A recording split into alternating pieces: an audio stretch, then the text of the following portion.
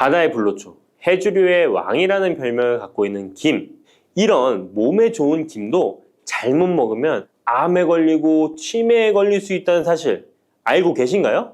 아무리 좋은 음식도 제대로 알고 드실 때 건강을 지키는 보약이 될 수 있는 것이죠. 식탁 위에 빼놓을 수 없는 반찬, 김의 효능 5가지. 김을 드실 때 주의해야 될 분들, 그리고 김과 함께 먹으면 보약이 되는 최고의 음식과 김을 굽는 방법, 좋은 김을 고르는 방법까지 김에 대한 모든 것 알려드릴게요. 입맛도 없고 마땅한 반찬도 없을 때 김 하나만 있어도 밥 한 그릇 뚝딱 해치울 수 있지 않나요? 저도 마찬가지지만 저희 아이들도 김 하나만 있어도 반찬 투정 안 합니다. 이렇게 밥 반찬으로도 최고지만 요즘 전 세계에서 우리나라 문화에 열광을 하며 우리나라 음식에도 관심이 많은데요. 최근에는 특히 바로 이 김에 대한 관심도 높아졌습니다. 냉동김밥이 어마어마하게 많이 팔리면서 김에 대한 인기도 높아져 과자처럼 간식으로 김을 많이 먹고 있다고 하네요. 전 세계적으로 선풍적인 인기를 끌고 있는 김의 첫 번째 효능은 바로 뇌를 건강하게 해서 치매를 예방하는 데 좋다는 것입니다. 김에는 뇌신경을 활성화시키는 비타민 B1과 비타민 B2가 풍부하게 들어있는데요. 이 비타민들이 뇌세포의 건강을 유지하고 신경 전달 물질을 생성하는 데 도움을 주어 기억력을 향상시키고 뇌를 계속해서 활성화시켜줍니다. 또한 미네랄 성분들이 풍부하여 뇌 기능을 활성화하는 데 도움을 주어 치매를 예방할 수 있습니다. 그리고 김에는 포피란이라는 수용성 식이섬유가 풍부하게 함유되어 있는데요. 이 포피란은 혈관 내에 나쁜 콜레스테롤 LDL 수치를 떨어뜨려주는 효능이 있습니다. 따라서 혈관 내의 혈전 생성을 막아주고 동맥경화도 예방하여 혈액순환을 좋게 함으로써 뇌에도 혈류를 원활하게 해주는 것입니다. 또 김에 함유되어 있는 알긴산이라는 성분이 있는데요. 이 알긴산도 콜레스테롤이 혈관에 쌓이는 것을 방지하고 몸 밖으로 배출시켜주는 역할을 해줍니다. 국립부경대학교 연구팀의 연구 결과에 따르면 알긴산은 혈관 내의 중금속과 노폐물을 흡착하여 제거하고 혈액 속 중성지방 및 콜레스테롤을 억제하여 피를 맑게 하고 성인병 예방에 놀라운 기능을 한다고 보고하고 있습니다. 이러한 성분들의 효능으로 뇌에 필요한 영양분을 충분히 공급하고 노폐물을 빨리빨리 배출할 수 있게 되어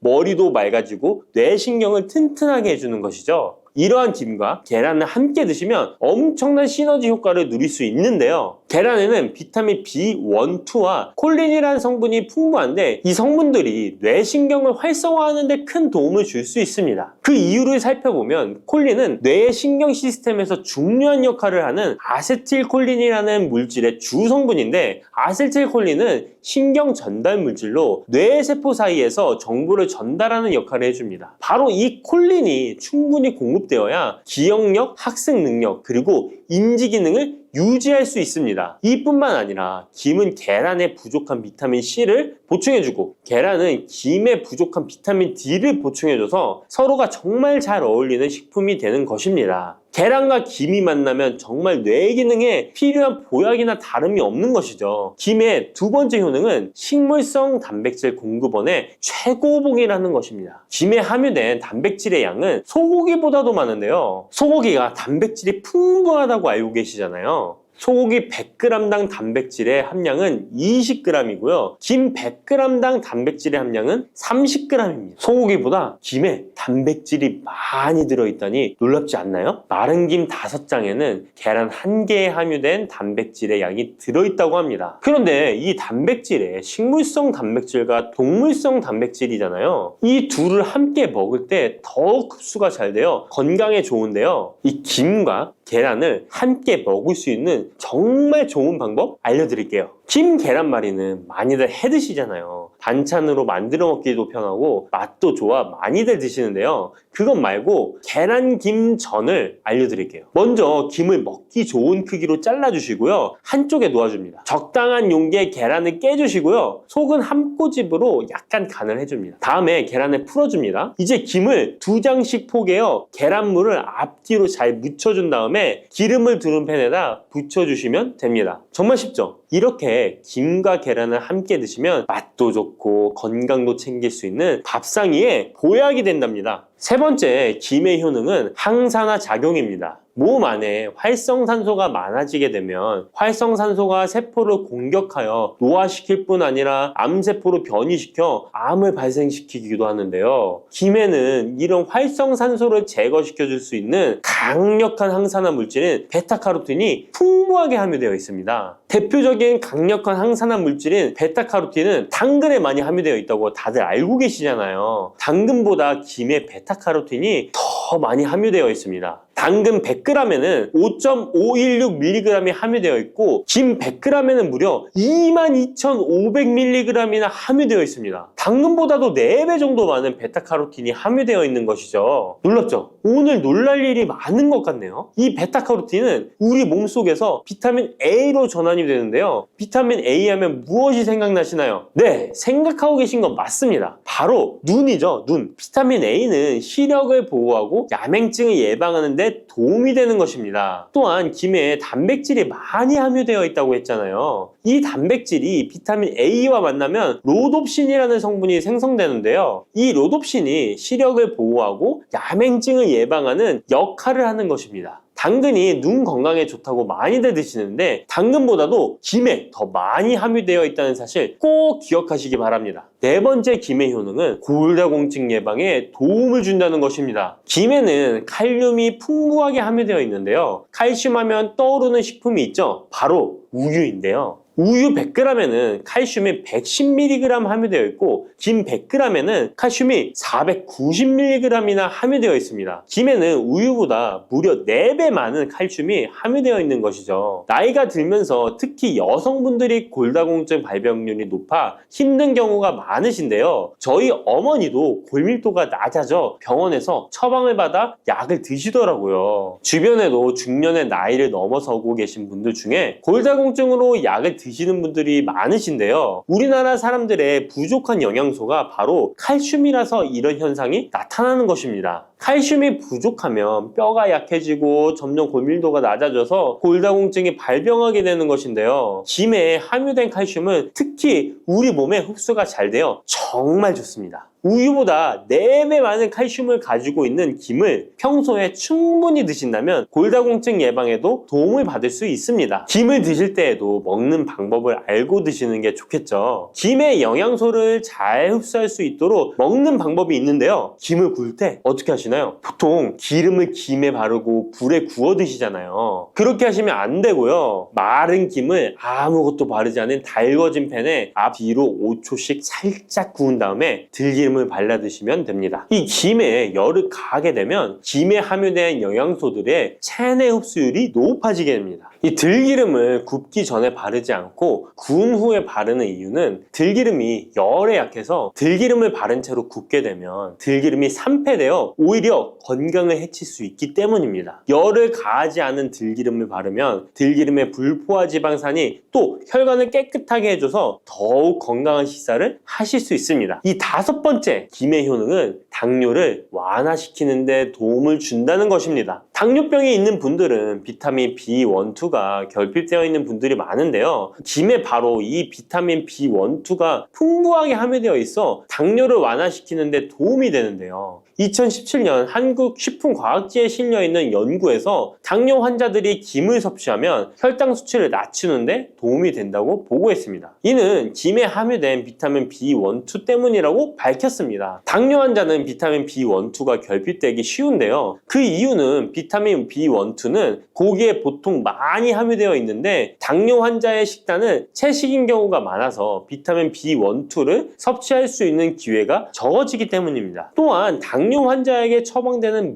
메트포르민 계열의 성분들의 약물이 비타민 B1, 2의 흡수를 방해해 비타민 B1, 2가 결핍될 가능성은 더욱 높아집니다. 당뇨 환자들은 고혈당으로 인해 신경이 많이 손상이 되는데요. 이 때문에 손발끝이 저리거나 통증이 오는 신경합병증이 발생하게 됩니다. 이 증상을 완화시키고 신경이 손상되지 않도록 보호하는 역할을 비타민 B1, 2가 해주는 것입니다. 이런 이유로 당뇨 환자는 비타민 B1, 2의 섭취를 신경 써서 해주는 것이 좋지만 말씀드린 대로 육류 식단은 또 당뇨 환자의 식단에 잘 들어가 있지 않죠. 그래서 비타민 B1, 2가 풍부한 김을 섭취하는 것이 당뇨 환자에게 정말 좋은 대안이 되는 것입니다. 비타민 B1, 2의 하루 권장 섭취량은 2.4mg인데요. 이는 자르지 않은 김 한 장만 섭취해도 충분히 섭취할 수 있는 양입니다. 당뇨가 있는 분들이라면 오늘부터 식사하실 때 김을 꼭 드셔야겠죠? 다만 시중에 판매되는 조미김은 기름에 구워지고 그 기름이 산패될 가능성이 높아 오히려 건강에 해로울 수 있으니까 알려드린 대로 마른 김에 기름을 바르지 않고 달궈진 팬에 살짝 구워 드시기 바랍니다. 그런데 이렇게 평소에 많이 드시고 계신데 잘못 드시면 건강을 해칠 수도 있다는 사실 알고 계신가요? 특별히 갑상선이 약하신 분들은 김을 섭취하는데 주의하셔야겠습니다. 갑상선은 우리 몸에서 가장 중요한 내분비 기관 중 하나인데요. 갑상선은 목 부분 기관지 아래에 위치한 나비 모양의 내분비 기관입니다. 중요한 여러 기능을 하지만 그 중에서도 특별히 대사율을 조절하는 기능을 합니다. 갑상선에 T3, T4 호르몬을 분비하여 우리 몸의 에너지 소비와 체온 조절을 하는데 중요한 역할을 하는 것입니다. 그리고 갑상선 호르몬은 신경 시스템의 정상적인 기능을 유지하는데 꼭 필요한데요. 이 호르몬이 제대로 분비가 되지 않아 수치가 너무 높거나 낮게 되면 우울증, 불안 증세,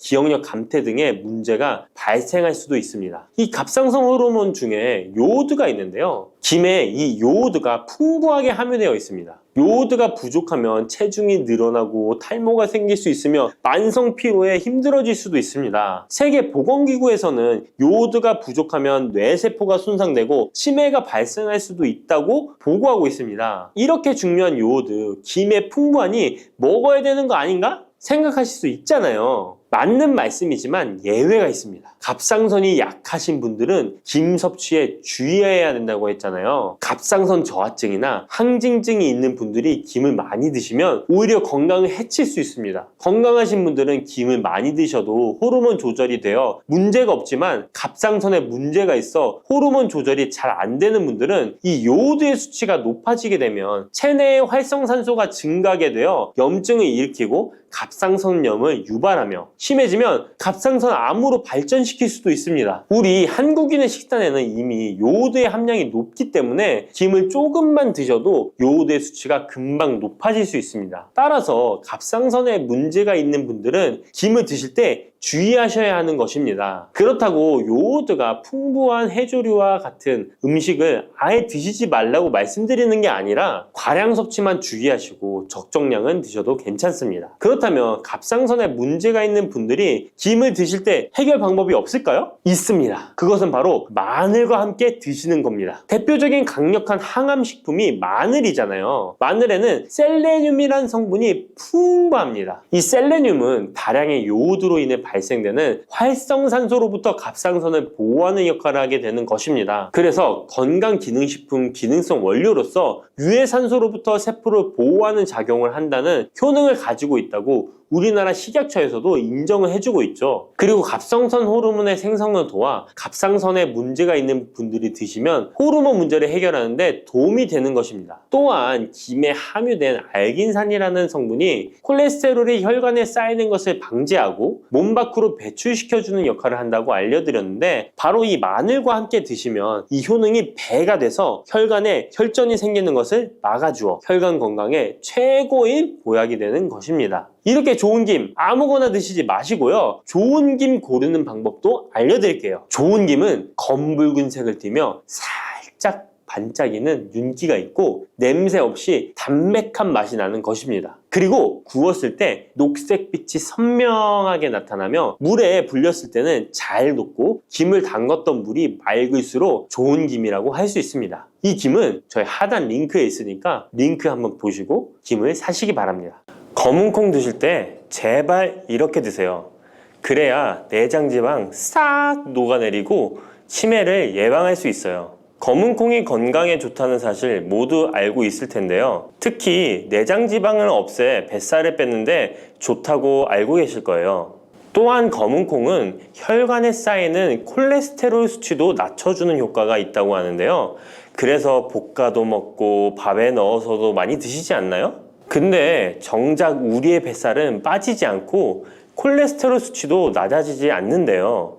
그건 먹는 방법에 문제가 있기 때문이에요. 물론 검은콩은 몸에 좋은 역할을 하는 효능이 많이 있지만 어떻게 먹느냐에 따라 오히려 몸에 독이 될 수도 있고 반대로 효능을 극대화시킬 수 있는데요. 그래서 검은콩에 대해 아주 잘 알고 드셔야 합니다. 이미 잘 알고 계시는 것처럼 검은콩은 대표적인 블랙푸드입니다. 물론 검은깨와 흑미도 요즘 건강식으로 많이 찾으시는 식품이고요. 블랙푸드라는 게 말 그대로 껍질이 검정색이라서 블랙푸드인데요. 그렇다면 검은콩은 도대체 뭐가 그렇게 좋은 걸까요? 검은콩의 효능 중에 첫 번째는 항산화 효과입니다. 검은콩에는 플라보노이드라는 강력한 항산화 성분이 풍부하게 들어있는데요. 플라보노이드는 식물세포에 존재하는 물질로 항산화 작용을 통해 우리 몸에 산화 스트레스를 줄여주는 역할을 합니다. 산화 스트레스라는 게 뭐냐면 우리 몸의 세포가 손상되는 원인 중 하나로 이것은 환경적인 요인, 염증, 그리고 우리 몸의 자연적인 대사 과정에서 발생하는 스트레스라고 생각하시면 됩니다. 이런 산화 스트레스로 인해서 활성산소라는 물질이 생겨 세포 손상, 노화, 다양한 질병의 발병을 촉진할 수 있는 거죠. 그런데 검은콩에 들어있는 항산화제인 플라보노이드는 세포의 손상을 예방해서 우리 몸에 산화 스트레스를 줄여줍니다. 이는 노화를 느리게 하고 심장질환, 암, 알츠하이머 병 등과 같은 여러 가지 질병의 위험을 줄이는데 도움이 되는데요. 그렇기 때문에 검은콩은 플라보노이드 함량으로 인해 우수한 항산화 식품으로 간주됩니다. 검은콩의 효능 두 번째는 혈당 조절에 좋습니다. 혈당이란 간단히 말하면 우리 몸에서 음식을 소화하면서 만들어지는 당을 말하는 건데요. 이 당이 우리 몸의 에너지를 만드는데 꼭 필요하죠. 그런데 당이 너무 많아지면 몸에 나쁜 영향을 줄 수 있어요. 그래서 우리 몸은 당을 잘 조절해야 합니다. 그렇다면 검은콩이 어떻게 혈당을 조절하는 걸까요? 바로 검은콩 안에는 단백질과 식이섬유가 많이 들어있는데 단백질은 우리 몸을 튼튼하게 만드는 데 도움을 주고 식이섬유는 포만감을 느껴지게 해서 먹는 양을 줄일 수 있게 도와줍니다. 여기서 식이섬유의 역할이 중요한데요. 식이섬유는 당이 너무 빨리 몸에 흡수되는 것을 막아줍니다. 이렇게 되면 당이 천천히 몸에 흡수되어 혈당이 급격하게 오르는 것을 막아주게 되는 거죠. 검은콩의 효능 세 번째는 콜레스테롤 수치 조절입니다. 검은콩은 콜레스테롤 수치를 낮추는데 도움이 되는데요. 콜레스테롤은 우리 몸이 필요로 하는 지방 중 하나이지만 이게 너무 많으면 혈관을 막아 심근경색이나 뇌혈관 질환을 일으키는 원인이 되는 거죠. 근데 검은콩에 들어있는 식이섬유는 우리 몸에서 콜레스테롤을 흡수하는 것을 줄여주는 역할을 합니다. 그 중에서 특히 검은콩에 들어있는 용해성 식이섬유는 콜레스테롤과 결합하여 그것을 체외로 배출하는데 도움을 주는데요. 그것 말고도 검은콩에는 불포화 지방산이라는 건강한 지방도 풍부하게 들어있습니다. 이 불포화 지방산은 나쁜 콜레스테롤인 LDL 콜레스테롤을 줄이고 좋은 콜레스테롤인 HDL 콜레스테롤을 늘려주는 역할을 합니다. 이렇게 해서 심장 건강을 유지하는 데 도움을 주게 되는 거예요. 검은콩의 효능 네 번째는 눈 건강에 좋습니다. 검은콩에는 눈 건강에 도움이 되는 여러 가지 영양소가 들어있는데요. 그 중에서도 루테인과 제아잔틴은 눈 건강에 특히 중요한 역할을 합니다. 루테인과 제아잔틴은 우리 눈의 황반 부분에 많이 있는 영양소인데 이 황반은 우리가 선명하게 볼 수 있게 해주는 중요한 부분입니다. 루테인과 제아잔틴은 이 황반을 보호해주고 밀도를 유지시켜 눈의 노화를 막아주고 블루라이트와 같은 UV 파장의 빛으로부터 보호하는 역할을 하게 되는 거죠. 특히 루테인과 제아잔틴은 황반병성이라는 눈 질환을 예방하는 데 도움을 주는데요. 황반병성은 우리가 나이를 먹으면서 발생할 수 있는 눈의 질환으로 이 증상이 심해지면 시력을 잃게 만드는 주요 원인 중 하나입니다. 검은콩의 5번째는 뼈를 튼튼하게 해줍니다. 검은콩은 뼈 건강에도 도움이 되는 여러 가지 영양소를 함유하고 있는데요. 그 중에서도 칼슘과 마그네슘이 뼈 건강에 특히 중요한 역할을 합니다. 먼저 칼슘은 우리 뼈와 이를 지탱하는 치아를 만드는 주요 성분입니다. 또한 우리 몸의 다른 중요한 기능들, 예를 들어 심장 박동과 신경 전달에도 필요한 물질입니다. 이런 중요한 칼슘이 검은콩에는 풍부하게 들어있어서 꾸준히 섭취하면 뼈를 튼튼하게 해주는 게 탁월한 식품이라고 할 수 있는 거죠. 그리고 마그네슘도 뼈 건강에 중요한 역할을 하는 미네랄인데요. 마그네슘은 칼륨이 우리 뼈에 제대로 흡수되는 것을 도와줍니다. 또한 이 마그네슘은 뼈의 구조를 유지하는 데 필요하며 뼈를 강하게 만드는 데 도움을 줍니다. 검은콩의 효능 6번째는 피부 노화를 막아주는 효능이 있습니다. 검은콩에 들어있는 비타민 E, 아미노산, 그리고 항산화 성분이 피부 건강에 특히 중요한 역할을 합니다. 먼저 비타민 E는 피부를 보호하는 데 중요한 역할을 합니다. 비타민 E가 피부의 수분을 유지하는 데 도움을 주는데요. 추가로 비타민 E는 피부의 재생을 지원하고 피부 표면의 건강을 유지하는 데 필요한 지방산을 보호하는 역할까지 합니다. 이것뿐만 아니라 검은콩에 들어있는 아미노산은 우리 몸에 단백질을 만드는 데 필요한 성분인데요. 이게 왜 피부에 좋냐면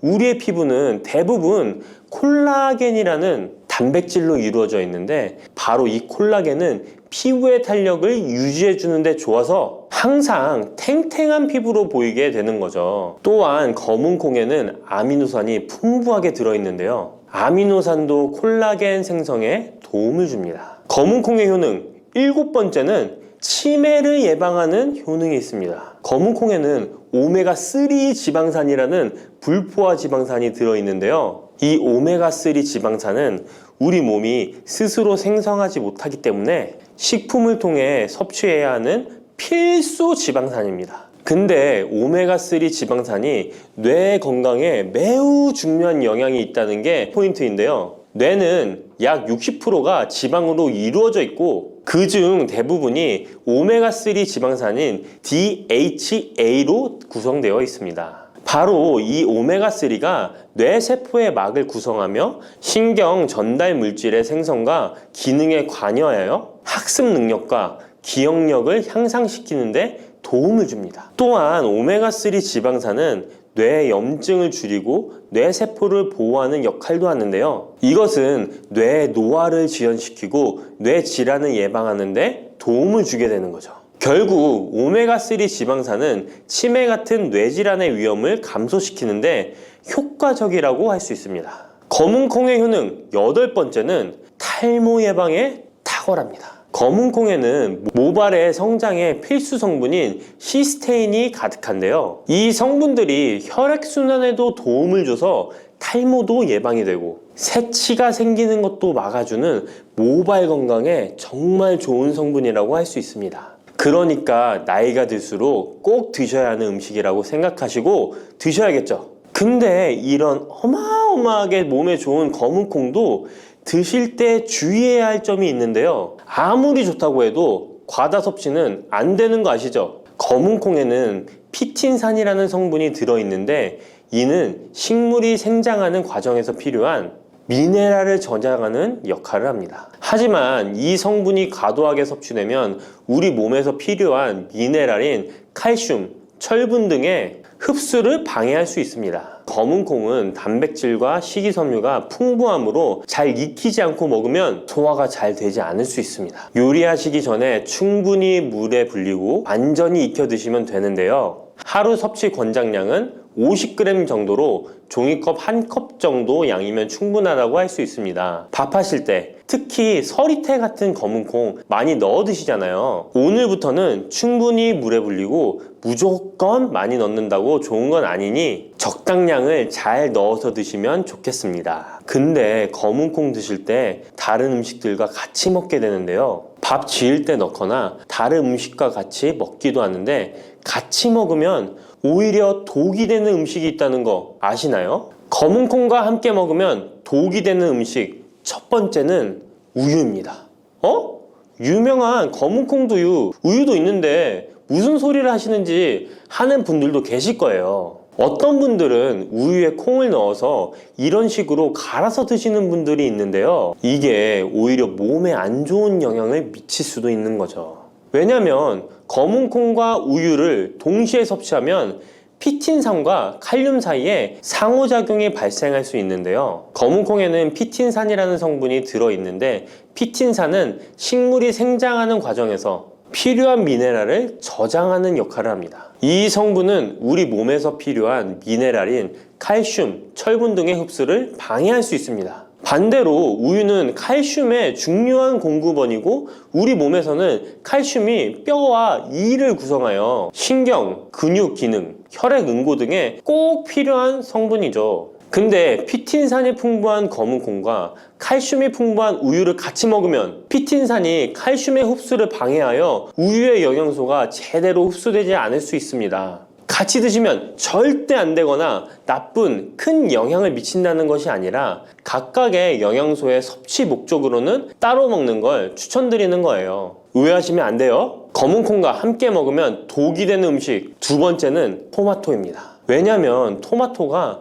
콩의 단백질 흡수를 방해하고 소화를 어렵게 만들 수 있는 산성이기 때문인데요. 토마토의 산성 성분이 단백질의 흡수를 방해하면 콩에 충분히 있는 단백질이 몸에 흡수가 안 되어 콩의 영양 가치가 아무런 의미가 없게 되는 상황이 올 수 있는 것입니다. 또한 토마토의 산성 성분은 이미 단백질이 풍부하고 소화하기 어려운 콩을 더욱 소화하기 어렵게 만들 수 있습니다. 그렇지 않아도 나이가 들면 신진대사가 활발하지 않아 소화가 안 되는데 소화불량을 일부러 만들 필요는 없겠죠? 검은 콩과 함께 먹으면 독이 되는 음식 세 번째는 달걀입니다. 달걀에는 비타민 A가 풍부하게 들어있는데요. 비타민 A는 우리 몸의 면역 시스템을 강화시키며 시력을 유지하는 데 필요하고 세포의 성장과 분열에 중요한 역할을 합니다. 그리고 검은 콩에는 트립신이라는 아미노산이 들어있는데요.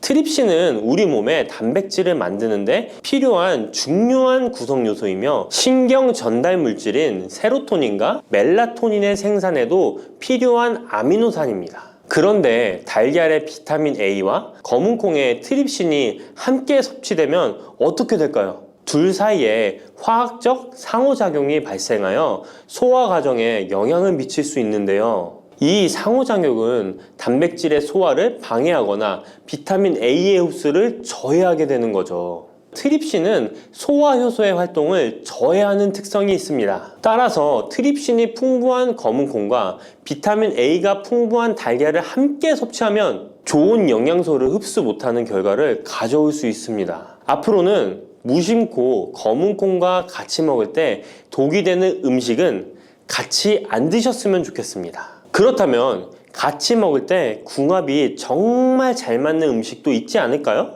정말 찰떡궁합인 음식들도 있습니다. 검은 콩과 궁합이 정말 잘 맞는 음식 첫 번째는 흰 쌀밥입니다. 이미 다들 밥에 검은 콩 넣어서 드시잖아요. 밥하고 검은 콩은 그만큼 궁합이 잘 맞는다고 알고 계신 거죠. 검은 콩에 들어있는 식이섬유는 소화 과정에서 천천히 분해되고 흡수되어 장기간 동안 포만감을 유지시키는데 도움이 되는데요. 밥과 함께 섭취하면 이런 효과가 더욱 증가를 하게 돼서 다이어트에도 효과적이라고 할 수 있습니다.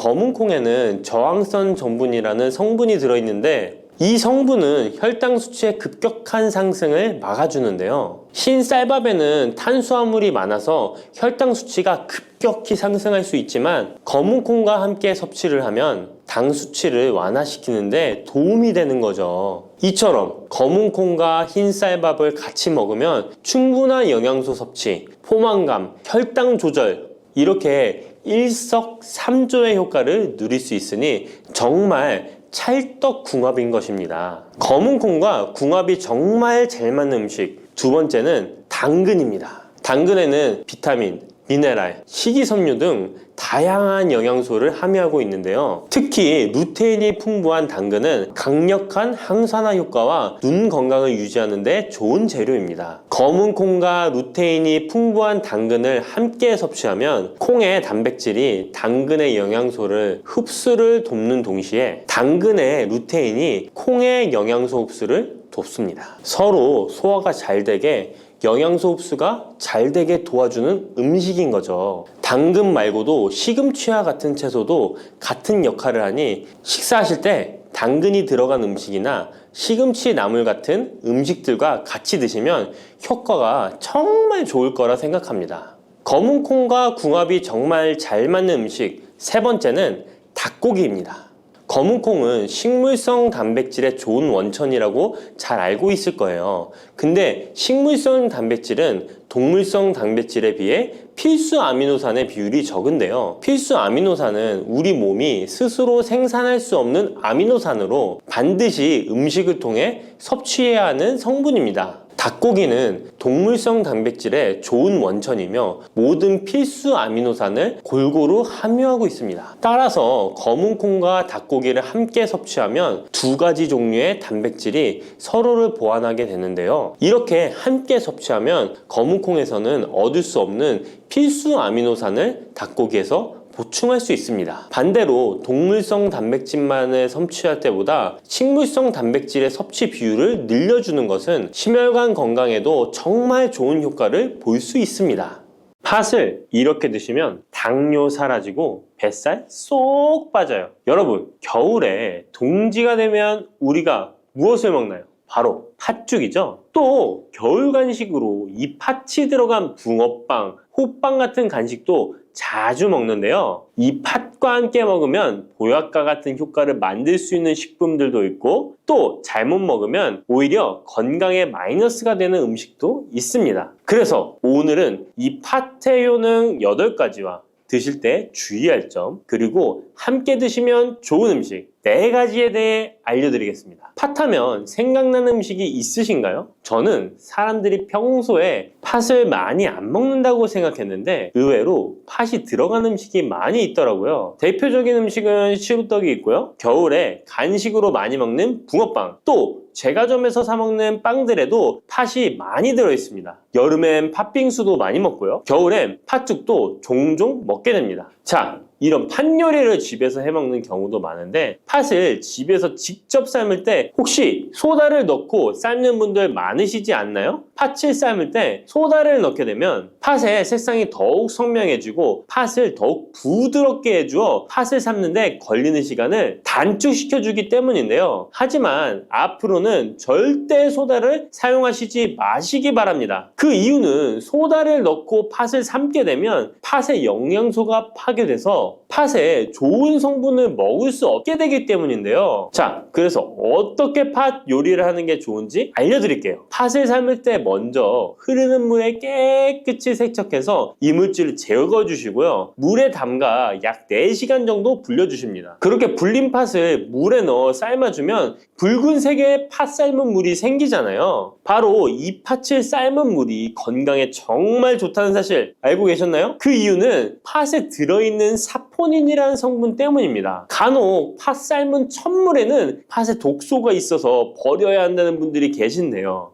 이는 잘못된 정보입니다. 왜냐하면 팥 삶은 찬물에 사포닌 성분이 가장 많이 들어있기 때문에 이걸 버리지 마시고 따로 담가 두었다가 하루에 한두 잔씩 차로 드시면 좋습니다. 자, 그럼 이제 팥의 구체적인 효능에 대해 말씀드릴 건데 첫 번째는 혈관 건강에 많은 도움이 된다는 것입니다. 앞에 말씀드린 팥물은 혈관 청소부라는 별명이 있을 정도로 혈관을 깨끗하게 해주는 효능이 있습니다. 그 이유는 팥에 함유된 강력한 항산화 성분인 안토시아닌이 혈관 내 활성산소를 제거해줘서 혈관 세포 손상을 예방해주기 때문입니다. 또한 안토시아닌은 혈관 내의 염증을 줄여줘서 염증성 질환에도 좋은 효과가 있고요. 나쁜 콜레스테롤 수치를 줄여주는 효과가 있어서 고지혈증을 예방하며 심장 질환의 위험도 줄이는데 큰 도움을 줄 수 있습니다. 이뿐 아니라 조선시대 기록에 보면 이 팥물로 세안을 했다는 기록이 있는데요. 팥물로 세안을 하면 피부의 노폐물을 제거하는 데 좋고 피부를 맑고 건강하게 해준다고 합니다. 비누가 없던 시절에 피부 건강을 위해 사용했던 선조들의 지혜가 정말 놀랍지 않나요? 당뇨병의 개선에 도움을 준다는 것입니다. 2014년에 발표된 한 연구에서 팥을 섭취하는 것이 2형 당뇨병 환자의 혈당 수치와 인슐린 저항성을 개선하는데 도움이 되는 것으로 보고가 됐습니다. 이 연구에서는 4주 동안 매일 팥을 섭취한 결과 당뇨 환자들의 공복 혈당 수치가 무려 평균 19.5% 감소하였고 인슐린 저항성 또한 줄어든 것으로 나타나서 당뇨가 있거나 당뇨 예방이 필요하신 분들은 꼭 팥을 꾸준히 드셔보시기 권해드립니다. 세 번째 팥의 효능은 몸의 부종을 제거하고 다이어트에 도움을 주는 것입니다. TV에서 연예인들이 이 팥으로 다이어트를 해서 효과를 봤다고 했던 적도 있었고요. 한의학 책 중에 본초 강목에 보면 팥을 오랫동안 먹으면 여위고 마르기 때문에 살찐 사람이 먹는 것이 좋다라는 내용이 나옵니다. 그래서 한의원에서 다이어트 처방을 할 때도 팥을 쓰는 경우가 많이 있는데요. 그 이유는 바로 팥에 들어있는 칼륨 때문입니다. 팥에는 쌀의 10배 이상, 바나나에 약 4배 이상의 칼륨이 들어있는데요. 이 칼륨이 몸 안에 나트륨 배출을 도와서 당뇨 환자들의 신장 부담을 줄여주고 혈압 상승을 억제해주는 효능이 있고요. 또한 이뇨작용이 있어서 이를 통해 부종을 줄여줄 수가 있습니다. 그래서 우리가 보통 물살이라고 부르는 잘 부으면서 살이 찌는 분들은 다이어트에 이 팥을 이용하시면 효과를 볼 수가 있습니다. 그래서 그에 대한 연구 결과도 있었는데요. 실험주에 팥 추출물을 먹였더니 근육 손실 없이 체지방 함량이 30% 이상 줄었고 몸무게도 37%나 감소했다고 합니다. 사람과 똑같을 수는 없지만 분명히 팥이 체중 감량에 도움이 된다는 결과라고 볼 수가 있습니다. 네 번째, 팥의 효능은 변비를 개선하는 데 도움을 주는 겁니다. 팥에는 사포닌뿐 아니라 많은 식이섬유가 들어있기 때문인데요. 사과에 비해서 약 10배나 많은 식이섬유가 들어있습니다. 그래서 팥을 섭취하게 되면 이 식이섬유가 장 운동을 활발히 하고 대변을 부드럽게 만들어 배변을 원활하게 해줄 수 있고요. 또한 이 식이섬유는 장에 있는 유익균들에게 풍부한 먹이를 제공해주기 때문에 장내 유익균의 증식에도 직접적으로 효과를 줍니다. 이를 통해서 장의 전반적인 환경을 좋게 바꿔줄 수가 있고 이것은 몸의 면역력 향상과도 연결되어 있기 때문에 우리가 프로바이오틱스를 복용할 때도 팥을 함께 드셔보면 그 효과가 커지는 것을 느끼실 수가 있을 겁니다. 다섯 번째 팥의 효능은 탈모 예방에 도움을 준다는 것입니다. 나이가 들면서 머리숱이 점점 없어져 고민하시는 분들 정말 많은데요. 팥과 함께 천연 탈모약이라 불리는 수수를 함께 드신다면 탈모 예방에 큰 도움을 받을 수 있습니다. 그 이유는 바로 팥과 수수에 들어있는 비오틴이라는 성분 때문인데요. 이 비오틴은 모발의 모공에서 자라는 단계부터 필요하고 손상된 머릿결이 재생되는 데까지 관여하는 정말 중요한 성분입니다. 건강한 머릿결을 만드는데 꼭 필요한 성분이라고 할 수 있습니다. 비오틴이 몸속에서 부족한 현상이 나타나면 머리카락이 얇아지면서 많이 빠지게 되고 또한 두피가 건조해지고 가려움증이 생기면서 탈모를 가속화할 수 있습니다. 그런데 팥에는 이 비오틴뿐 아니라 모발 성장에 도움이 되는 아미노산이 풍부하고 수수에는 미네랄 성분이 풍부하여 머리카락을 건강하게 유지하는 데 직접적으로 도움을 주게 되고요. 또한 팥과 수수에 함유된 항산화 물질들이 머릿결을 상하게 하는 자유 라디칼 성분을 중화해 주어 머리카락 건강에 큰 도움을 주는 것입니다. 여섯 번째 팥의 효능은 우리나라 사람에 꼭 필요한 탄수화물 소화를 돕는다는 것입니다. 이는 팥에 함유되어 있는 비타민 B의 역할 때문인데요. 비타민 B는 탄수화물, 단백질, 지방을 에너지로 변환하여 촉진하여 우리 몸을 충전해주는 역할을 합니다. 또한 신경 전달 물질인 뉴로트랜스미터의 합성에 관여해 뇌신경을 건강하게 하는 데에도 도움을 줍니다. 팥을 잘 섭취하면 뇌를 건강하게 해주어 치매 예방에도 도움이 되는 것입니다. 자, 앞에서 팥과 함께 먹으면 좋은 음식이 수수가 나왔는데요. 하나 더 말씀드릴게요. 바로 호박입니다. 호박은 기본적으로 여러 영양성분이 풍부하지만 호박에는 비타민 B가 없어서 호박과 팥을 함께 드시면 서로의 부족한 부분을 채워줄 수가 있고요. 또한 호박에도 소화 기능을 개선해주는 기능이 있어서 팥과 함께 드시면 시너지 효과가 있고요. 그리고 팥처럼 호박에도 이뇨작용이 있는데요. 팥과 호박의 이뇨작용은 과정이 약간 다릅니다. 팥은 몸속의 부종, 노폐물과 독소를 빨아들여서 배출하는 이뇨작용을 하는 것이고요. 호박은 신장에서 만들어지는 호르몬의 분비를 억제하여 이뇨작용을 촉진하게 되는데 이렇게 되면 신장에 과다하게 축적되는 수분을 배출하는 역할을 해줄 수가 있어서 더 도움이 될 수 있습니다. 7번째 팥의 효능은 빈혈을 개선하는 데 도움을 주는 것입니다. 보통 우리 몸에 철분이 부족해지면 빈혈 증상이 나타나죠. 빈혈로 인해 어지러움, 두통, 체력 저하 등의 증상이 나타나게 되는데 팥에는 앞에서 얘기한 단백질, 식이섬유, 칼륨, 비타민, 비오틴뿐만 아니라 바로 칼슘과 철분 또한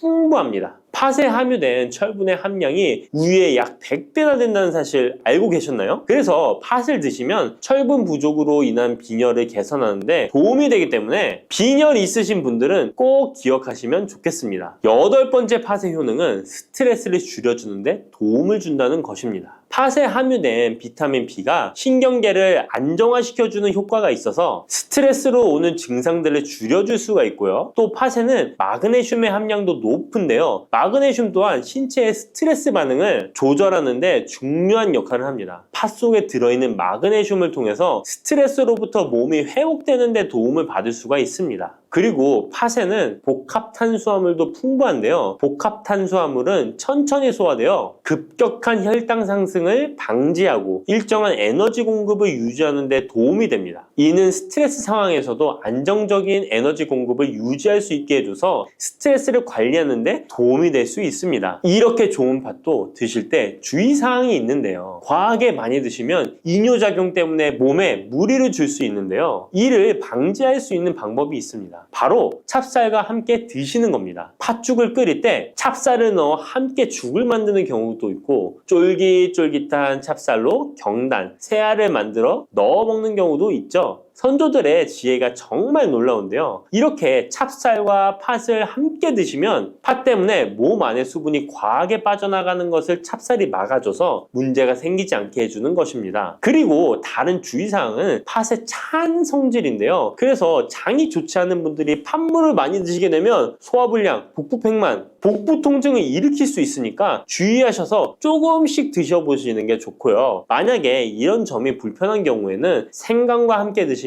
그 불편함을 줄일 수가 있습니다. 생강의 따뜻한 기운이 팥의 차가운 기운을 중화시켜줘서 장에 무리를 덜 주게 되고요. 그리고 팥에는 항암 효과가 뛰어난 안토시아닌이 풍부한데 생강에도 생강의 매운맛을 내는 진저롤과 쇼가올 성분이 몸속의 발암물질을 제거해주는 효과가 있어서 함께 드시면 상승 효과를 볼 수가 있습니다. 그리고 이때 생강을 쪄서 말려서 드시면 이런 효과가 약 10배 정도 증가된다고 하니까 꼭 기억하시면 좋겠습니다. 50대 이후에 근육이 많이 빠졌다면 이것을 드시면 됩니다. 요새 들어 몸이 예전 같지 않다고 느끼시는 분들 계신가요? 만약 그런 분들이 계신다면 몸에 단백질이 부족한 것을 의심해 볼 수도 있습니다. 나이가 들면서 왜 단백질 섭취가 중요한지 그리고 그에 따른 여러 가지 사실들을 알아보려고 하는데요. 나이 들수록 단백질이 더 중요하다는 말을 들어보신 분들도 많이 있을 거예요. 우리 몸의 필수 영양소라는 단백질, 이 단백질 섭취가 중요한 이유 5가지를 알려드릴게요. 첫 번째는 근감속증 예방입니다. 나이가 들면 근육량이 자연스럽게 줄어들게 되는데요. 이를 근감소증이라고 합니다. 근감소증은 근육이 빠르게 줄어드는 질환으로 단백질은 근육을 구성하는 주요 성분인데요. 단백질을 충분히 섭취하지 않으면 근육량이 급격히 줄어들게 되고 이렇게 되면 근력도 같이 약화되며 근감소증을 유발할 수 있습니다. 단백질이 부족하게 되면 그 진행이 훨씬 더 빨라질 수 있는데요. 근육이 줄어들게 되면 일상생활을 하기 어려워지고 이렇게 되면 근육이 더 감소하게 되는 악순환이 생길 수 있습니다. 단백질 섭취와 운동을 병행하는 게 가장 좋겠죠? 단백질이 중요한 이유 두 번째는 면역력 증가입니다. 단백질과 면역력이 연관이 있다고 하시며 의아해 하시는 분들이 있으시죠? 단백질은 우리 몸속의 세포 그리고 장기뿐만 아니라 수많은 호르몬을 구성하는 중요 요소입니다. 또 단백질은 면역 시스템에서 중요한 역할을 하는 항체와 효소를 생성하는데 백혈구라고 많이 들어보셨죠? 이 백혈구는 감염을 인식하고 싸우는 주요 면역 세포인데요. 이 백혈구가 주로 단백질을 사용하여 병원균을 인식하고 항체를 만들어 병원균을 물리치는데 중요한 역할을 합니다. 또한 우리 몸의 중요한 면역 세포도 감염에 대응할 때 단백질을 사용하여 신호를 보내고 병원균을 파괴하는 작용을 합니다. 나이가 들면서 면역 시스템이 약해지기 쉬운데 그럴수록 단백질을 충분히 섭취하면 면역력을 높일 수 있습니다. 단백질 섭취가 중요한 이유 세 번째는 심혈관계 질환 예방입니다. 단백질은 심혈관 건강에도 영향을 주는데요. 특히 식물성 단백질이 도움을 줍니다. 예를 들자면 콩류와 견과류 등은 나쁜 콜레스테롤인 LDL의 수치를 낮추고 심혈관계 질환의 위험을 줄이는데 도움이 됩니다. 특히 노년층에서 단백질 섭취는 고혈압, 동맥경화증, 심장병 등을 예방하는데 중요한 역할을 합니다. 네 번째는 피부의 탄력 저하를 예방합니다. 피부의 주 성분 중 하나인 콜라겐은 단백질로 이루어져 있는데요. 나이가 들면 콜라겐이 자연스럽게 감소하게 되는데 이로 인해 피부 탄력이 떨어지고 주름이 생깁니다. 이때 단백질을 충분히 섭취하면 피부 건강에도 좋은 영향을 주는데요. 단백질 공급은 피부 재생을 촉진시켜 피부 건강을 유지하는 데 도움을 줍니다. 다섯 번째는 골다공증 예방입니다. 나이 드신 여성분들은 특히 더 주목해주세요. 질병관리청의 보도자료에 따르면 대한민국 50세 이상의 골다공증 유병률은 22.5%로 약 5명 중 1명은 골다공증이 있는데요. 골다공증은 조용한 뼈 도둑이라고 불릴 정도로 초기 증상이 뚜렷하게 보이지 않지만 골다공증이 한 번 생기면 이로 인한 고관절, 척추, 손목 등의 골절이 생기기 쉽고 이로 인해 합병증 위험 또한 증가하는데요. 이 골다공증을 예방하는 데 중요한 요소가 바로 단백질입니다. 단백질은 뼈를 구성하는 중요한 요소 중 하나인데요. 뼈의 건강을 유지하는 데 필요한 칼슘과 함께 단백질은 뼈의 구조를 안정화시키고 골밀도를 높여서 골다공증을 예방하는 데 중요한 역할을 합니다. 한마디로 노년층에서 우리가 흔히 알고 있는 칼슘과 비타민 D와 함께 단백질 섭취를 증가시키면 뼈가 약해지는 것을 방지할 수 있습니다. 이렇게 중요한 우리 몸속의 단백질이 혹시 부족하게 된다면 무슨 일이 일어날까요? 단백질이 부족하면 여러 가지 신체 기능에 문제가 생기는데요. 첫 번째는 인지 기능 저하와 치매입니다. 단백질 부족이 치매를 유발한다니 놀라셨나요? 연구에 따르면 단백질이 뇌 건강을 유지하는 데 아주 중요한 역할을 합니다. 특히 기억력에 많은 영향을 주는데요. 단백질은 뇌에서 신경 전달 물질을 만들고 뇌세포의 구조를 유지하는 데 도움을 줍니다. 특히 학습과 기억력에 영향을 주는 시냅스에서 발생하는 신경 전달 물질의 방출과 수용체 활성화는 대부분 단백질에 의해 조절되는데 예를 들어 NMDA 수용체와 AMPA 수용체는 기억 형성에 중요한 역할을 하며 이것들은 모두 단백질로 구성되어 있습니다. 그래서 충분한 단백질을 공급받지 못하면 뇌 기능이 떨어지고 치매나 인지 기능 저하의 위험이 점점 커질 수 있는 가능성이 있다는 것이에요. 이러한 단백질 섭취가 우리 몸에 얼마나 중요한 영향을 끼치는지 다시 한번 아셨죠? 또 단백질이 부족하면 탈모도 일어날 수 있다는 거 아시나요? 혹시 머리카락이 점점 얇아지고 있는 거나 빠지고 있는 것 같다고 느끼시나요? 탈모도 단백질 부족과 관련이 있습니다. 우리 머리카락도 단백질인 케라틴으로 주로 이루어져 있기 때문에 단백질이 부족하면 머리카락이 자연스레 약해지고 그 증상이 점점 심해지면 탈모가 올 수 있습니다. 우리가 광고로 많이 접하는 탈모 영양제 같은 경우도 맥주 효모 성분과 머리카락을 이루고 있는 아미노산 단백질로 구성이 되어 있는 것을 보면 쉽게 이해가 가실 거예요. 그러니 건강한 모발을 생각한다면 단백질을 잊지 말고 섭취해야겠죠? 그런데 말입니다. 왜 노년층이 단백질을 더 많이 섭취해야 하는 걸까요? 젊은 사람들보다 더 중요한 이유가 있을까요? 그 이유는 노년층은 근육이 자연스럽게 감소하고 신진대사도 느려져서 기초대사량이 감소하기 때문에 체지방률이 증가할 수 있고 단백질의 체내 합성 능력 또한 떨어지게 되는데요. 그러면 근육량이 줄어들게 되고 그만큼 신체 활동도 힘들어지면서 일상생활에서 어려움을 겪을 수 있는 것입니다. 그래서 노년층일수록 단백질을 충분히 섭취해서 근육을 유지하는 게 매우 중요하답니다. 그런데 노년층은 소화 기능이 떨어지기 때문에 사실 고기나 생선 같은 동물성 단백질을 섭취하는 게 불편할 수 있고 또 나이가 드시면서 식사량이 감소하거나 식사 준비의 번거로움도 매 끼 단백질을 챙겨 먹는데 어려움을 주는 게 사실입니다. 그래서 혼자 지내시는 분들은 더욱더 단백질 섭취가 어렵기도 합니다. 또한 어떤 분들은 체중 증가를 걱정해서 단백질이 고칼로리라고 생각해서 드시기를 꺼려 하기도 하고요. 그렇다고 해서 섭취하기 어렵다고 단백질의 섭취를 멀리해서는 절대 안 됩니다. 우리 몸에 이렇게 필수적인 단백질을 충분히 섭취하기 좋은 음식에는 무엇이 있을까요? 단백질을 섭취하기 좋은 추천 음식 4가지 바로 소개해 드릴게요. 첫 번째 식품은 계란입니다. 사실 단백질 하면 가장 먼저 떠오르는 식품이 계란인데요. 계란 2알만 드셔도 하루에 필요한 단백질의 20%를 섭취할 수 있다는 거 아셨나요? 특히 계란의 단백질은 완전 단백질로 분류되는데요. 이는 우리 몸이 제대로 기능하는 데 필요한 필수 아미노산을 포함한다는 것을 뜻해요. 계란은 단백질뿐만 아니라 비타민 A, D, E도 함유하고 있어 건강에 매우 좋은데요. 계란은 자연적으로 비타민 D를 함유하고 있는 드문 식품 중 하나입니다. 또한 계란 노른자에는 칼슘, 구리, 요오드, 철분, 망간, 인, 셀레늄, 아연도 풍부하게 함유하고 있어서 계란을 먹으면 많은 영양소를 쉽게 섭취할 수 있는 거죠. 두 번째 식품은 생선입니다. 등푸른 생선 좋다는 이야기는 누구나 한 번쯤 들어보셨을 텐데요. 사실 등푸른 생선뿐만 아니라 다른 생선도 저지방, 고단백 식품으로 다른 고단백 식품인 육류에 비해 지방 함량이 낮고 필요 영양소는 그대로 제공해줍니다. 생선에는 단백질과 함께 오메가3 지방산도 풍부하게 함유되어 있어 심혈관 건강에 좋죠. 특히 연어, 고등어, 참치 같은 생선은 단백질뿐만 아니라 항염증 효과도 있습니다. 그리고 대구 같은 백색 생선은 지방 함량이 매우 적고 단백질은 상대적으로 많아서 체중 걱정이신 분들이나 다이어트를 하는 사람들에게 더욱 좋은 생선입니다. 등푸른 생선도 지방 함량은 높지만 이 지방이 건강에 유익한 오메가3 지방산이기 때문에 건강에 도움이 되는데요. 생선의 단백질은 다른 육류나 콩류보다 소화가 편하고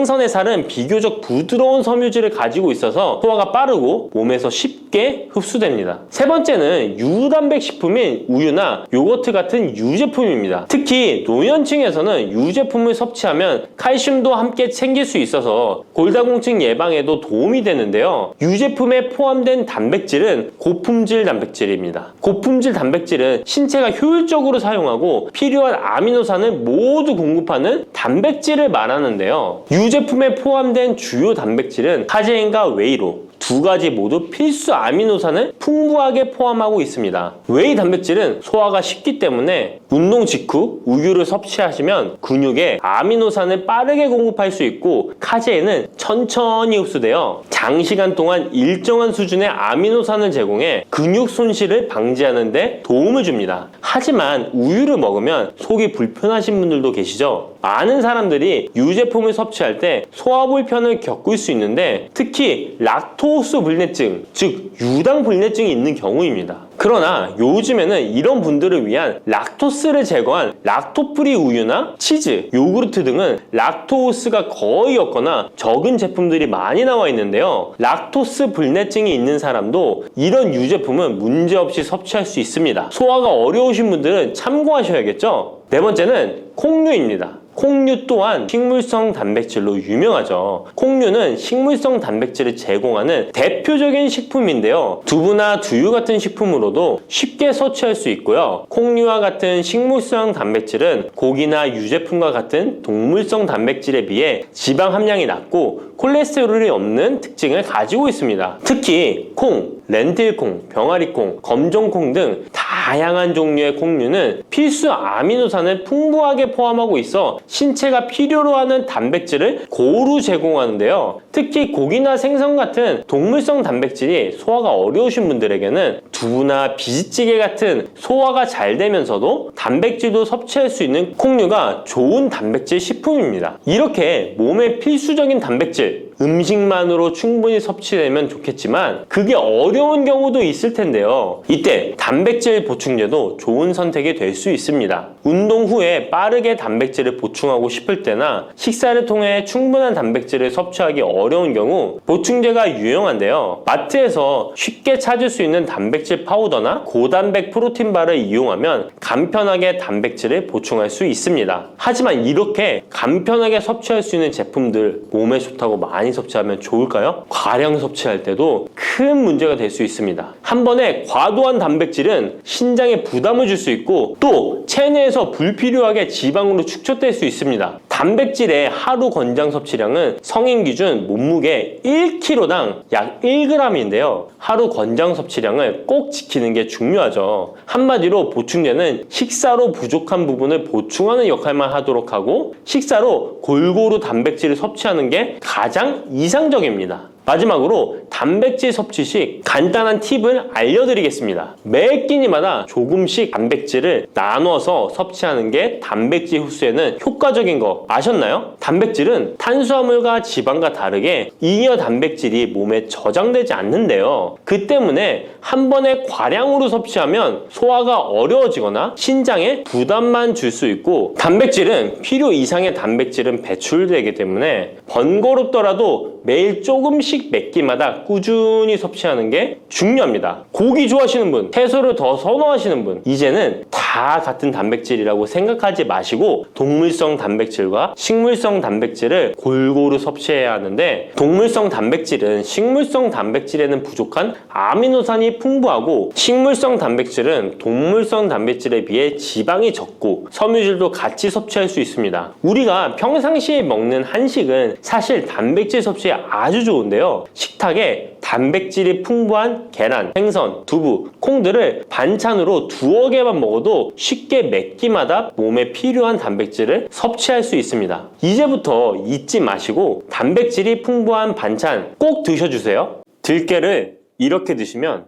당뇨와 혈당이 싹 사라지고 치매도 예방할 수 있어요. 들기름, 들깨하면 무엇이 생각나시나요?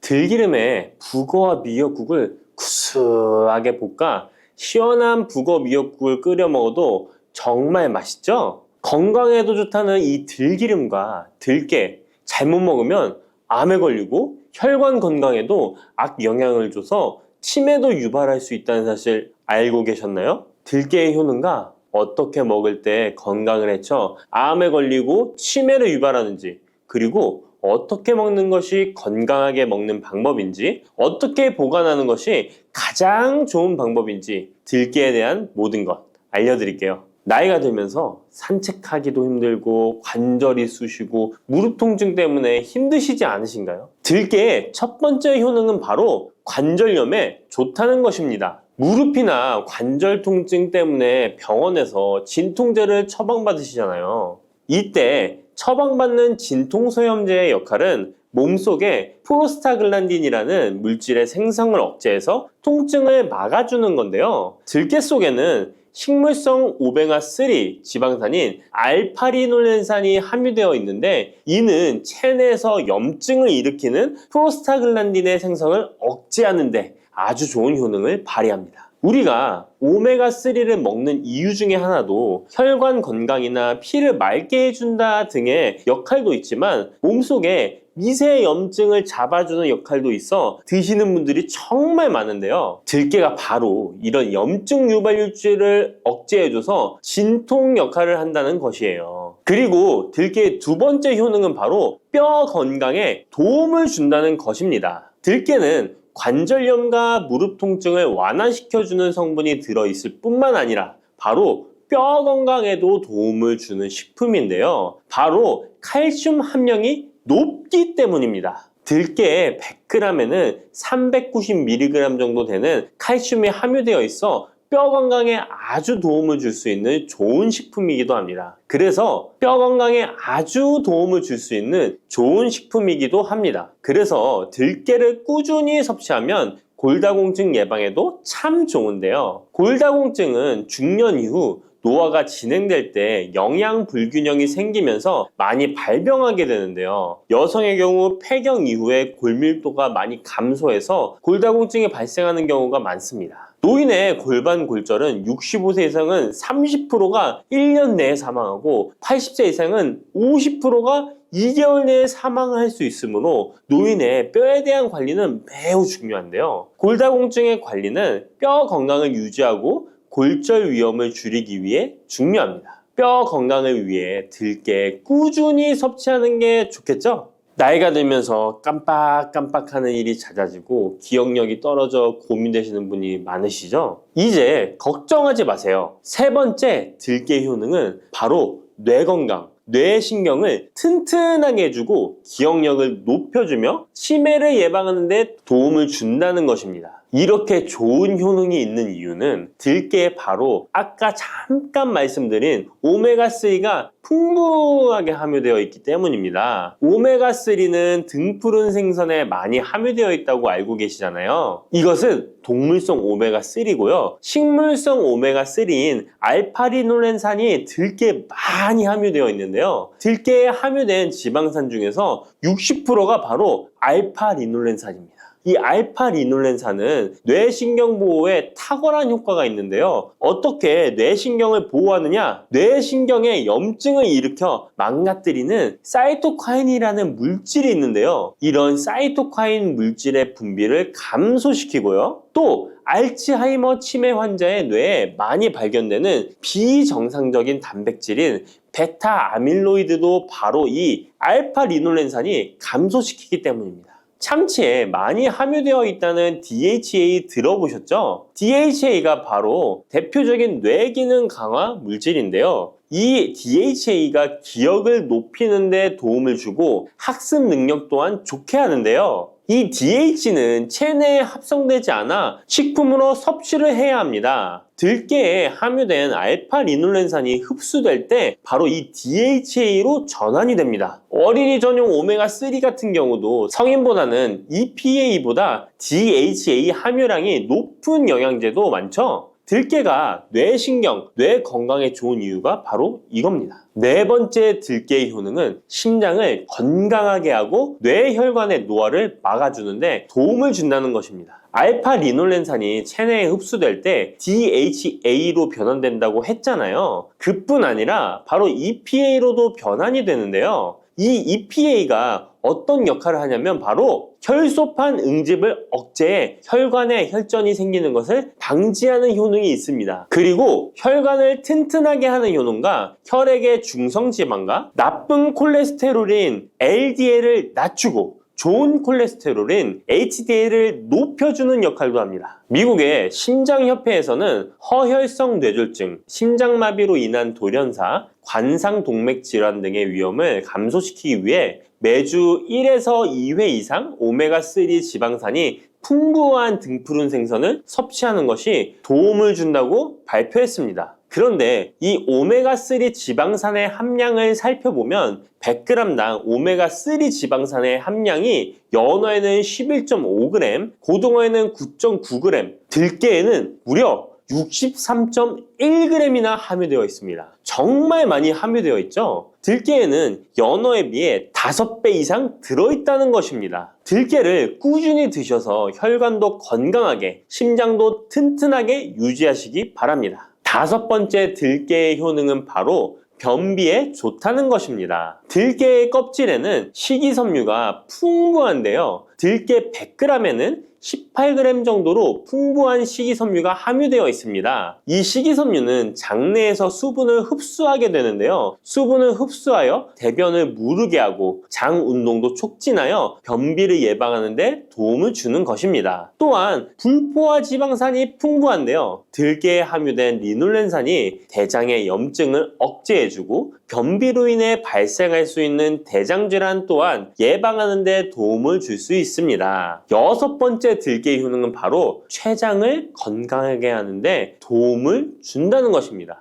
들깨에 풍부하게 함유된 루테올린이라는 성분이 있는데요. 이 성분이 몸 안에서 인슐린에 대한 반응도를 높이는 기능을 합니다. 이게 무슨 말이냐면 췌장에서 인슐린을 조금만 분비하게 돼도 몸 안에서 이 인슐린이 작용을 잘해서 혈당이 급격히 올라가는 것을 막아주고 이렇게 되면 췌장에서 인슐린 분비를 줄일 수 있겠죠. 이렇게 췌장의 부담을 많이 덜어줄 수 있다는 것입니다. 루테올린을 통한 인슐린 반응도가 높아지면 당뇨도 예방할 수 있고 혈당 조절에도 많은 도움을 받을 수 있는 것입니다. 7번째 들깨의 효능은 알레르기성 질환을 예방하는데 도움을 주는 것입니다. 들깨에 오메가3 지방산이 많이 함유되어 있다고 했잖아요. 이 오메가3 지방산이 염증을 억제하고 면역력을 강화시키는 효과가 있어서 알레르기 증상을 예방하고 완화시키는데 도움을 줄 수 있는 것입니다. 그리고 또 비타민 E가 풍부하게 함유되어 있는데요. 비타민 E는 항산화 작용에 뛰어나고 알레르기 반응을 일으키는 물질인 히스타민의 분비를 억제하는 효과가 있습니다. 알레르기에 처방받는 항히스타민제와 비슷한 기전이라고도 어찌 보면 볼 수 있겠죠. 8번째 들깨의 효능은 빈혈에 좋다는 것입니다. 들깨 100g에는 철분이 약 14mg 정도로 함유되어 있는데요. 이는 시금치의 약 2배에 해당됩니다. 시금치보다도 철분 함량이 높아 빈혈에 도움을 줄 수 있는 것이고 그뿐만 아니라 들깨에 함유된 비타민 B1, 2는 조혈작용을 도와주는데요. 조혈작용이란 혈액 속의 혈구를 만들어내는 과정을 말합니다. 빈혈이 있는 분들이 들깨를 꾸준히 드신다면 빈혈을 개선하는데 많은 도움을 받을 수 있는 것이죠. 자, 그런데 이렇게 좋은 들깨도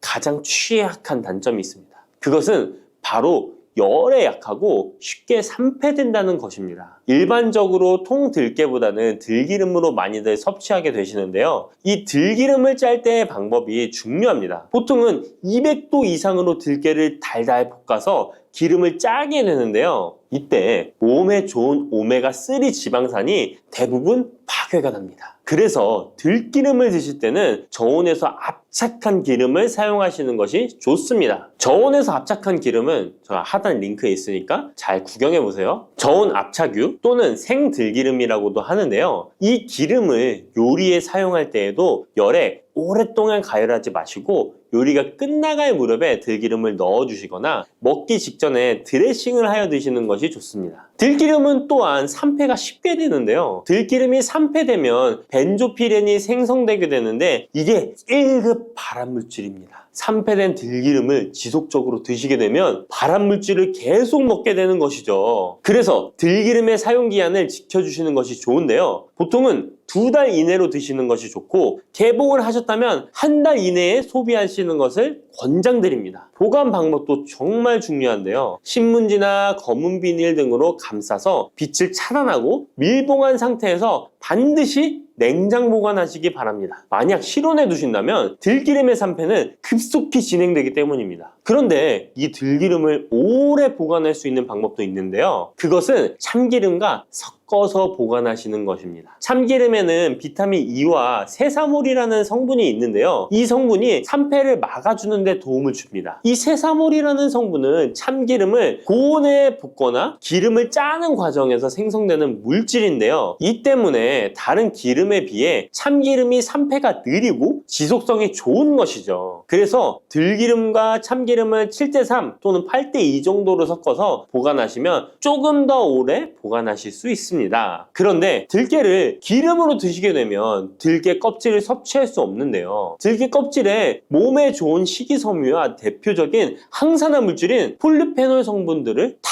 버리게 되는 것입니다. 그래서 들깨를 제대로 드시려면 들기름보다도 통들깨 자체로 드시는 것이 좋습니다. 마트에 가면 통들깨보다도 들깨 가루를 많이 판매하시는데요. 들깨 가루는 산패가 빨리 되기 때문에 통들깨를 구매해 드시길 바랍니다. 통들깨를 구매하시면 그 안에 작은 돌이라든지 이물질이 들어있어 세척을 잘 해주셔야 되는데요. 세척하는 방법 알려드릴게요. 먼저 들깨를 물에 담가 씻어줍니다. 그리고 물 위에 뜨는 것만 채로 걷어 옮겨주시기 바랍니다. 그렇게 하면 바닥에 이물질만 남는데요. 이것을 버리고 또 물에 담가 씻어주고 물 위에 뜨는 것만 채로 걷어 옮겨주시면 됩니다. 이 같은 작업을 3번, 4번 반복해주면 되는데요. 이렇게 하면 통들깨를 깨끗하게 세척할 수 있습니다. 깨끗하게 세척한 통들깨는 자연 건조해 주셔도 되긴 하지만 시간이 오래 걸리니 팬에 담아 약한 불로 건조시켜 주시거나 쉬운 방법은 전자레인지를 이용하시면 됩니다. 전자레인지를 이용한 건조 방법 알려드릴게요. 세척한 통들깨를 접시에 담아 주시고요. 이렇게 해서 5분 정도 돌려주시고요. 상태를 확인해 줍니다. 아직 덜 건조되었을 거예요. 한 번에 오랜 시간 전자레인지에 돌리면 들깨가 탈 수 있으니까 이렇게 5분 정도씩 돌려가며 상태를 확인해 주면서 완전히 건조될 때까지 이 작업을 해주시면 됩니다. 완전히 건조된 통들깨는 그냥 스푼으로 떠서 드셔도 되고요. 먹을 만큼씩 믹서기에 갈아서 음식에 넣어 드셔도 되고 통들깨 자체로 음식에 넣어 드셔도 됩니다. 이렇게 하시면 들깨를 산패되지 않은 상태로 신선하고 건강하게 버리는 것 없이 드실 수 있습니다.